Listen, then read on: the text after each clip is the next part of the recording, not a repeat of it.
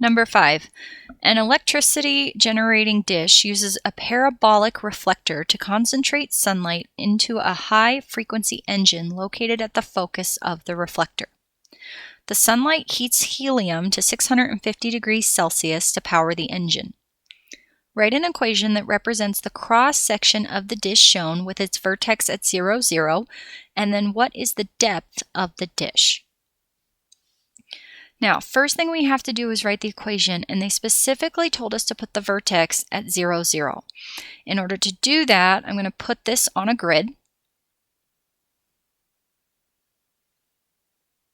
And I'm going to put my vertex right here at 0, 0. Now, the other thing I know is that it says it concentrates sunlight onto a high-frequency engine located at the focus. So the sun kind of comes down and hits this thing in there, and it bounces everything from inside back here to the focus. Knowing that, I can now find my p-value because my p-value is from my vertex to my focus, which they're giving you p is 4.5 meters. The other thing I know based on looking at this is I have a vertex at 0, 0, and it's pointing up.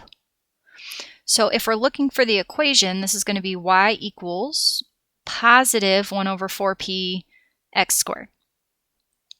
We also know that p is 4.5, so y equals 1 over 4 times 4.5 x squared. If we clean that up, y equals 1 over 18 x squared, and that's the equation of our dish. Now, the last thing they asked is they said, okay, well, what's the depth of the dish? So if I want to find the depth of the dish, I want to know how deep it is. So essentially, I'm asking for this height right there. That's going to be our d, or our depth. So let's think about that for a minute. This right here is a point on my parabola. And that point is from 0, 0 over x up y. Well, how far over x did we really have to go? Well, if the whole width of my parabola is 8.5, we could cut that in half, and I know that this side is 4.25. So if I go over x, which is 4.25, how far up y do I have to go to actually get to this point on my graph? In order to figure that out, we're going to take 4.25 and substitute it in.